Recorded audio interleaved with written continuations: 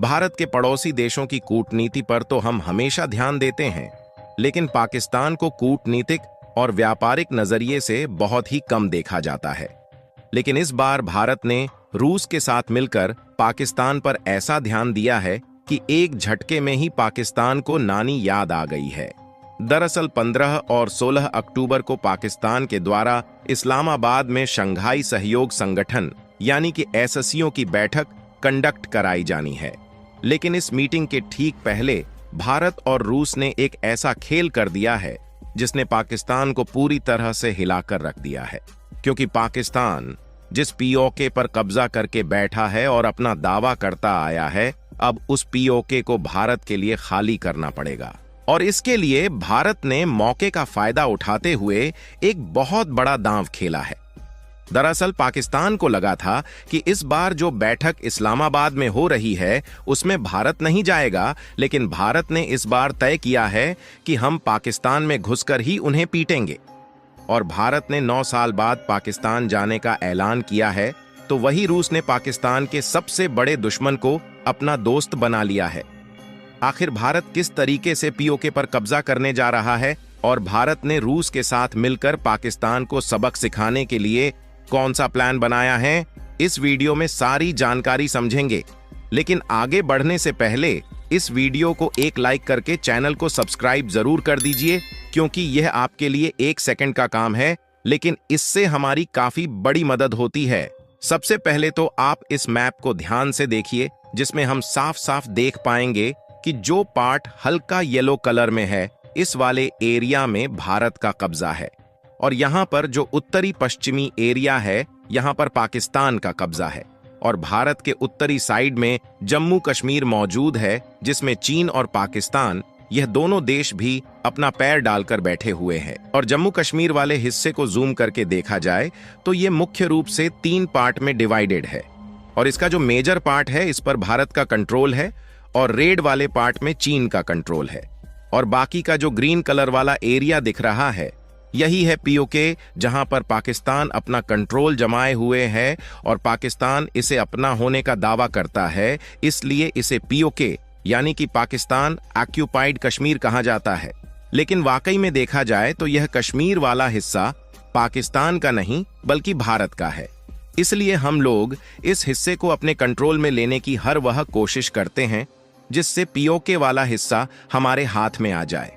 लेकिन अब हम धीरे धीरे बेहद करीब पहुंच चुके हैं कि पीओके हमारे हाथ में आने वाला है, और वापस से उस पर आज नहीं तो कल भारत को कंट्रोल मिल ही जाएगा।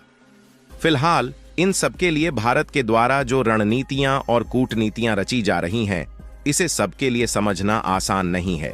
और इसलिए जहां पर भारत चला जाता है वहां पर हर बार पाकिस्तान की बाजी पलट जाती है। और इस बार भी भारत ने कुछ ऐसा ही कर दिया है,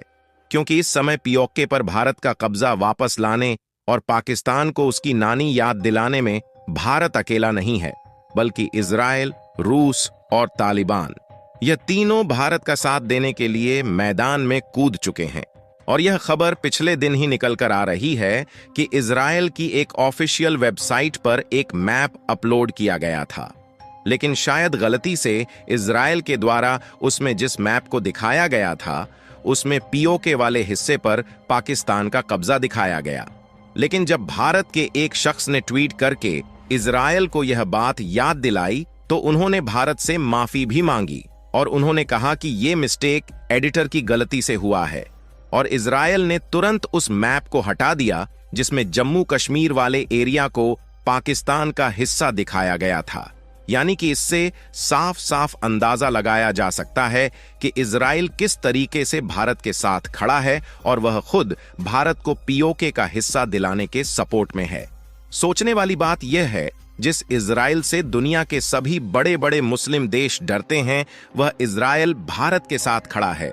जो कि जब चाहे तब पाकिस्तान को एक झटके में ठिकाने लगा सकता है। इतना ही नहीं, बल्कि पिछले कुछ दिनों से जब से यूनाइटेड नेशन की बैठक हुई है, उसके बाद से पाकिस्तान के शहबाज शरीफ भारत के खिलाफ बयानबाजी करते हुए कई बार देखे गए। लेकिन भारत को उल्टा सीधा कहने का अंजाम इन्हें सीधे तौर पर भारत ने दे दिया, क्योंकि कुछ दिन पहले जब यूनाइटेड नेशन की मीटिंग अमेरिका में हुई थी तो उस समय पाकिस्तान ने भारत पर उल्टा सीधा टिप्पणी की। यहां तक कि जम्मू कश्मीर को भी लेकर इन्होंने उल्टी सीधी बातें यूनाइटेड नेशन में सामने रखी, जो कि भारत के लिए किसी भी एंगल से ठीक नहीं है। लेकिन दुनिया ने उस समय यही देखा कि पाकिस्तान एक तरफ तो अपने देश को बचाने के लिए दूसरे देशों के सामने भीख मांगने का कटोरा फैला रहा है, वहीं दूसरी तरफ भारत के खिलाफ इनके तेवर अभी तक नहीं बदले हैं।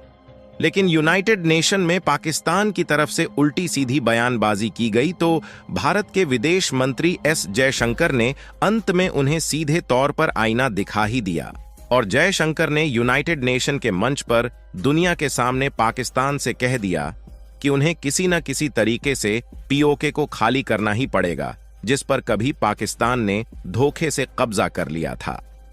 यहां जब एस जयशंकर ने सीधे तौर पर यूनाइटेड नेशन में यह बात कही तो पाकिस्तान का डर यूनाइटेड नेशन की मीटिंग के समय से ही शुरू हो गया और इसी बीच 15 और 16 अक्टूबर के बीच एससीओ यानी कि शंघाई सहयोग संगठन की मीटिंग होनी है और इस मीटिंग की मेजबानी इस बार पाकिस्तान के पास है। इसलिए यह मीटिंग पाकिस्तान में शहबाज शरीफ के द्वारा होस्ट की जाएगी और यहां पर इन्होंने सोचा था कि इस मीटिंग में शामिल होने वाले दुनिया भर के देश तो आएंगे, लेकिन पाकिस्तान के रिलेशन जिस तरीके से भारत के साथ है उससे तो भारत का कोई भी मंत्री नहीं शामिल होने वाला, क्योंकि साल 2014 से अभी तक भारत का कोई भी मंत्री पाकिस्तान नहीं गया। इसीलिए भारत की ना मौजूदगी में पाकिस्तान दूसरे देशों के सामने भारत के खिलाफ अपना फैसला ले सकेगा, लेकिन भारत के खिलाफ ऐसे फैसले लिए जाएं और भारत कूटनीति के मामले में फेल हो जाए, ऐसा कभी हो ही नहीं सकता। और इस खबर ने पाकिस्तान को ही नहीं बल्कि दुनिया को चौंका कर रख दिया है कि एस जयशंकर जी ने पाकिस्तान में हो रही एससीओ समिट में जाने का डिसीजन ले लिया है। लेकिन जाने से पहले एस जयशंकर ने पाकिस्तान को जमकर धोया है और जयशंकर जी ने दुनिया के सामने यह बात रख दिया है कि हम पाकिस्तान में केवल एससीओ समिट में शामिल होने के लिए जा रहे हैं क्योंकि हम उसके एक अच्छे मेंबर हैं और पाकिस्तान इंडिया के रिलेशंस को लेकर हम कोई भी बातचीत करना नहीं चाहते और यदि पाकिस्तान भारत से ऐसी उम्मीद रखता है तो उनकी उम्मीद पर पूरी तरीके से पानी फिर चुका है। और पाकिस्तान के लिए इससे भी बड़ा झटका यह है कि रूस ने हाल ही में पाकिस्तान के सबसे कट्टर दुश्मन तालिबान, जिसका कब्जा इस समय अफगानिस्तान पर है और जिसे आतंकी संगठन माना जाता है, उस तालिबान को आतंकी संगठनों की सूची से हटाने का ऐलान कर दिया है। और आपको बता दें कि तालिबान हमेशा ही भारत के साथ खड़ा रहता है और तालिबान अपना सबसे अच्छा दोस्त किसी को मानता है तो वह है भारत। इसीलिए तालिबान पीओके वाला हिस्सा भारत को दिलाने में काफी ज्यादा मदद कर सकता है।